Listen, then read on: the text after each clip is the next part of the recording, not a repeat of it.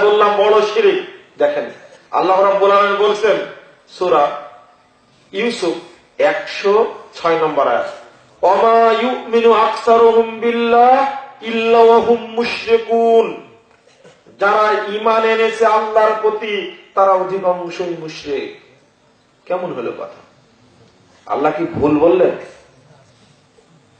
ভুল বললেন না, কিভাবে বুঝলেন আপনি? আল্লাহ যে বলছেন যারা ঈমান এনেছে তাদের অধিকাংশই মুশরিক, ভুল হলো না? নাউযুবিল্লাহ, নাউযুবিল্লাহ। আল্লাহর দাবিটাই ঠিক, যে আমাদের দাবি ঠিক নয়। মুশরিক কেন বললেন? দেখেন, মুমিন ঈমান আনলে কি হয়? মুমিন হয়। আল্লাহ মুশরিক বললেন কেন? হ্যাঁ, আমরা দুইটা ভাগে ভাগ করি।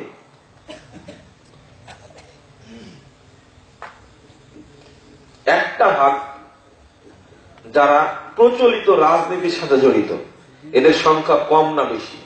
অধিকাংশ এরা। 2-4 জন লোক আছে, এগুলো কিছু বুঝে না, অধিকাংশ এরা। এদের মাঝে দেখেন কয়েকটা জিনিস, ফুল পূজায় বিশ্বাসী এরা। দিবসে ফুল না দিলে এদের রাজনীতিতে থাকা যায় না। বললে বুঝাতে পারলাম কি ফুল পূজা? 2 নম্বর, দিবস পূজায় বিশ্বাসী। এরা যদি দিবস পূজা না করে, বিভিন্ন দিবস অনুষ্ঠান যদি না করে, তাহলে এদের রাজনীতি থাকবে না, দায়িত্বে থাকতে পারবে না। 3, এরা হলো খাম্বা পূজায় বিশ্বাসী। ও সালাত আদায় করুক, হানাফি হোক আর আহলে হাদিস হোক, যে পেটাই হোক না কেন, যারা রাজনীতি করে এই সমস্ত শিরকের সাথে ওরা জড়িত। পহেলা বৈশাখের অনুষ্ঠানে না গেলে ও রাজনীতি করা যাবে না, দায়িত্বে থাকতে পারবে না ও। তাহলে এইটা না করলে অন্তত আর একটা জিনিস কি, এই যে সিল মারাতে বিশ্বাস। সিল মারা বুঝলেন না? ভোট, গণতন্ত্র, এটাতে তো অন্তত বিশ্বাসী আছেন আপনারা। দেখেন তো আপনাকে বুঝাতে পারে কিনা জিনিসটা। এই শ্রেণীর লোক বেশি না কম? বেশি। যাবেন কোথায় আপনি? বলুন, সকল ক্ষমতার উৎস কে? ঠিক তো? কিন্তু ঠাকুরগাঁ কলেজ মাঠে আগামীকাল সম্মেলন হবে, ঢাকা থেকে অনেক বড় বড় নেতা আসবে, তারা সেখানে বলবে সকল ক্ষমতার উৎস জনগণ। কাঁচা মুনাফেক, একবার নগদ মুনাফেক একটা। এটা কার সাথে জড়িত? আমাদের ঈমান আছে, ইজ্জত আছে। এখানে বলছে আল্লাহ সকল ক্ষমতার উৎস, সূরা বাকারা 165 নম্বর আয়াত। আর ঠাকুরগাঁ কলেজ মাঠে গিয়ে বলছে কি জনগণই সকল ক্ষমতার উৎস।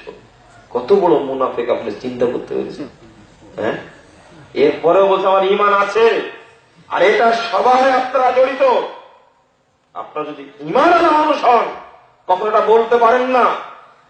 এটা তো বললাম, কাল কিয়ামতের মাঠে আপনার হাসর হবে কার সাথে? এটাই নিয়ে খুব দুশ্চিন্তার মধ্যে আছে। আপনি কার সাথে থাকবেন? আল্লাহ নবীর সাথে না আব্রাহাম লিঙ্কনের সাথে? না, আজীবন আপনি আনুগত্য করলেন মানুষের, মোহাম্মদকে দামি দেননি আপনি। কাল কিয়ামতে আমার রাসূলের সাথে থাকবেন? বললেন না হলো, কিয়ামত তার মাঠ পর্যন্ত যাবেই না, খালি কবরে রাখতে দেন 3টা প্রশ্ন করবে, এখানে আপনি কাঁপায় যাবেন ইনশাআল্লাহ। এখানে টিকতে পারবেন না আপনি। 3টা প্রশ্ন করা হবে না? কি কি করা হবে? আপনি রাজনীতি করতেন কিনা, এটা না। আর একটা কি, তুমি কোন দল করতে, এটা একটা। এটাই তো আপনার চলতেছে এখন, পেটে ভাত না, এগুলোই চিন্তা আপনার। 3টা প্রশ্ন করা হবে, 3টাই বলে দেওয়া হয়েছে, উত্তর বলে দেওয়া হয়েছে। ওই গাঁজাখোর চা স্টুলে বসে বসে বলছে যে মুজাফফর যা বলে গেল, এই 3টা প্রশ্ন মুখস্থ করে গেলেই তো হয়। দেখছেন ওর কত বড় শয়তানের ভিতরে আছে, এটা ভাবাই যায় না।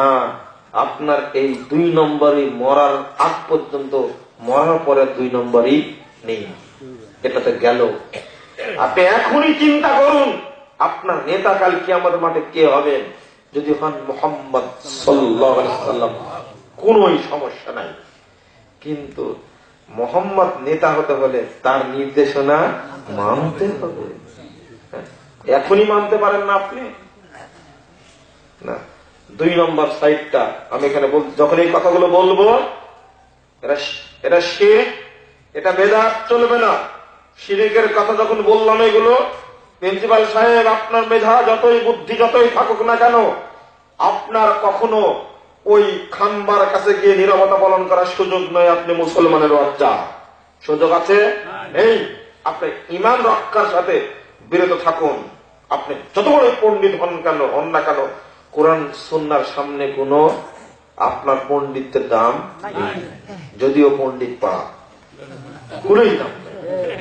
কোরআন সুন্নাহটাই চূড়ান্ত। মন্ত্রী সাহেবকে আপনি আগে রেগে যাচ্ছেন কেন? বক্তব্য আগে শুনেন। আমি যেটা বলছি আগে শোনার চেষ্টা করেন, আমাকে বলার আগে সুযোগ দেন। আর বক্তব্য বুঝতে হলে মাথায় ঘেলু থাকা লাগবে, হুজুকি হলে হবে না। আমি কি শুধু মূর্তির বিরুদ্ধে কথা বললাম যে না? তখন ক্লাসিফিকেশন করতে গিয়ে ফিরে এসেছি। এক শ্রেণীর মানুষ রাজনীতির নামে শিরিক করে, আর এক শ্রেণীর মানুষ খানকায় বসে, মাজারে বসে, কবরে বসে, গাছতলায় বসে কোটি কোটি মানুষকে মুশরিক বানায়। দাঁড়িয়ালা, টুপিওয়ালা, পাগড়িওয়ালা, আল খেলওয়ালা মানুষ বসে বসে মানুষকে মুশরিক বানাচ্ছে। আমি তো দুইটাই বললাম, শুধু একটা বলেছি কি প্রত্যেকটি মানুষই কোন না কোন পীরের মুরিদ হয়ে বসে আছে। প্রধানমন্ত্রী পর্যন্ত কোন পীরের মুরিদ, বিরোধী দলের নেত্রী পর্যন্ত কোন পীরের মুরিদ। আমি বলবো না মানে? আমি জানি না, আমি বাংলাদেশের সন্তান না। আপনারা কার পিছে চলেন? এক নেত্রী নির্বাচনী প্রচারণা শুরু করে শাহজালাল মাজার থেকে, আরেক নেত্রী শুরু করে শাহপরানের মাজার থেকে, আরেকজন শুরু করে বাইজিদ বস্তার মাজার থেকে। মসজিদ নাই দেশে? ও, কানে ঢোল দিয়েছেন আপনারা, তাই না? এগুলো বুঝেন না আপনারা। শোনেন, আমরা দুইটা কথা বলি, হকটা যেন মানুষ শিরিক থেকে বিরত থাকে। এছাড়া কোন উদ্দেশ্য আছে? ভোট নিতে আসছে আপনার কাছে, মার্কা আছে না? যে না, যদি কোরআন সুন্নাহ বলার মাত্র অপরাধ যদি হয়, আল্লাহর বিধান বলেছি, 1 নম্বর আসামি হবেন আল্লাহ। নবীর কাছ থেকে পেয়েছি এটা। 2 নম্বর আসামি হবেন নবী মুহাম্মদ সাল্লাল্লাহু আলাইহি ওয়াসাল্লাম। 3 নম্বর আসামি মুজাফফরের নাম লেখেন, কোনো আপত্তি নেই, কোনো আপত্তি নেই। যেটা দলিল সেটা বলেছি। আপনি এটাও বলতে দিবেন না যে না, বুঝার চেষ্টা করুন। আপনাকে